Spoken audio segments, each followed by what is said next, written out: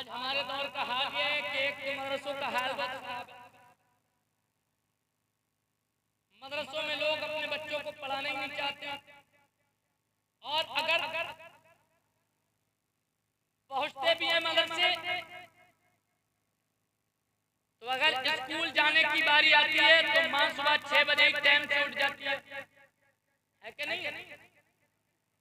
बच्चे को नहलाती है, धुलाती है, अच्छे कपड़े पहनाती है, खुशबू लगाती है, तैयार करती है, नाश्ता कराती है, खुद हाथ पकड़ करके स्कूल छोड़ने जाती है।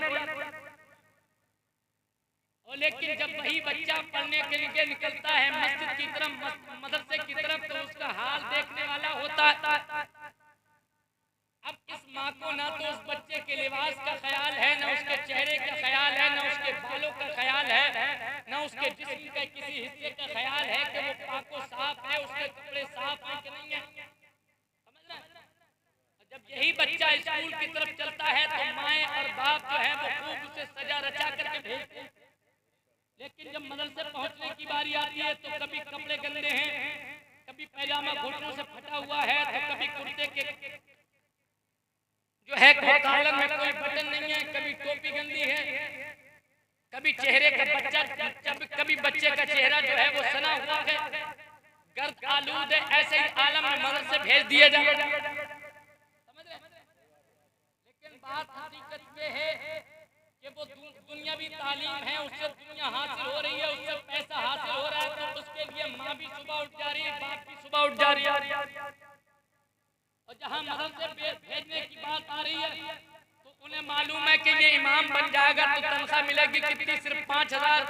उसे मालूम है कि ये किसी मदरसे में पढ़ाएगा तो तनख्वाह मिलेगी कितनी, 5,000। तनख्वाह मिलेगी कितनी, 7,000।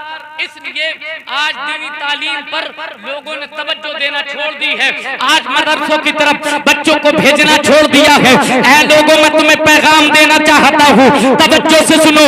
ऐ लोगों, अपने बच्चों को दीनी तालीम दो और दीन से आरास्ता पैरास्ता करो। और आज जो तुम अपने इमामों पर, अपने मुदर्रिसों पे जुल्म कर रहे हो और उनकी 5-5 हजार रुपए उन्हें तनख्वाह दे रहे हो, जरा अपने सीने पे हाथ रख करके सोचो, बताओ तो सही, क्या 5,000 रुपए में तुम्हारा गुजारा हो जाएगा? क्या 7,000 रुपए में तुम्हारा घर चल जाएगा? क्या 10,000 रुपए में तुम्हारे बच्चे पल जाएंगे? जब तुम्हारे बच्चे 5,000 में नहीं पल सकते, तुम्हारे बच्चे 10,000 में नहीं पल सकते, तुम्हारे बच्चे 12,000 में नहीं पल सकते, तो जरा सोचो तो सही, तुम्हारे मस्जिद का जो इमाम गरीब है उसके बच्चे कहां से पलते होंगे, उसका कहां से चलता होगा, उसके बच्चों की तालीम कहां से दी जाती होगी। ऐ कौम मुस्लिम, आप आज अपने उलमा की तरफ तवज्जो दो और उनकी तनख्वाह 10 से बढ़ा करके 15-15 हजार करो, 20-20 हजार करो, 25-25 हजार करो। आज तुम अपने उलमा की तनख्वाहें बढ़ाओगे तो ये जितने स्कूलों की तरफ दुनियादार जाते हुए नजर आ रहे हैं, ये सब अपने बच्चों को आलिम दीन बनाते हुए नजर आए। नारे तकबीर, नारे रिसालत, अस्र के आला हजरत, फैज़ाने आला हजरत, हजरत अल्लामा मुफ्ती साहिद रजा मंसरी शाही किबला। नारे तकबीर, नारे रिसालत। माशाअल्लाह, माशाअल्लाह। बात समझ में आ रही है आपको? अब जब तनख्वाह 5,000 होती है तो 5,000 वाले मिलते हैं, है क्या नहीं है? फिर इमाम भी वैसा ही होता, सोच रहा है गुजारा चल गया तो चलने दो। बस्ती में क्या हो रहा है उससे कोई लेना देना नहीं। कहाँ डीजे बज रहा है, कहाँ गाने बज रहे हैं, किसके यहाँ क्या हो रहा है उससे कोई लेना देना नहीं। ऐ लोगों, अच्छी तनख्वाह दे करके अच्छे उलमा अपने दरमियान रखो, क्योंकि आज कौम पे वो वक्त आ गया है, आज कौम पे वो वक्त आ गया है कि चारों तरफ से फितने जन्म ले चुके हैं। कहीं जो है वहाबियत का फितना है, कहीं देवबंदियत का फितना है, कहीं सुलह कुल्लियत का फितना है, कहीं राफिदियत का फितना है, कहीं फितना इर्तिदाद है। ऐ लोगों, तुम्हें खबर नहीं, न जाने कितनी औरतें, न जाने कितनी लड़कियां आज इस्लाम से निकल करके फितना इर्तिदाद में मुब्तला होकर के जो है वो हुदूद के आगोश में पहुंच चुकी है, लेकिन तुम्हें इसकी खबर नहीं है। आज उलमा चीखते चीखते परेशान है, लेकिन कौम इसकी तरफ कान रखने के लिए तैयार नहीं है। ऐ लोगों, तुम्हें भी कोशिश करना पड़ेगी, तुम्हारे उलमा को भी कोशिश करना पड़ेगी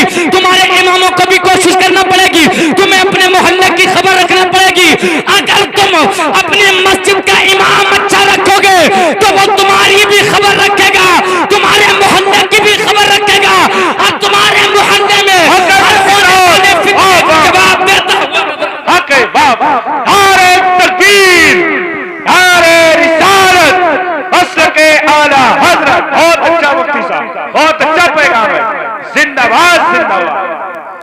समझ रहे हो? आज ये हाल है कि न जाने कितनी लड़कियां जो है वो इस्लाम से निकल करके इर्तिदाद की तरफ पहुंच गई और किसी के जो है सर में जू रेंगने के लिए तैयार नहीं। ये हमारी कौम की, हमारे उलमा की और खास करके कौम के उन बच्चियों के जो माँ बाप हैं उनकी कहीं ना कहीं सुस्ती जरूर है, जिसकी बुनियाद पर ये फितना हम तक पहुंचा। समझ रहे हैं? तो हमें और आपको इसकी तरफ तवज्जो देनी पड़ेगी।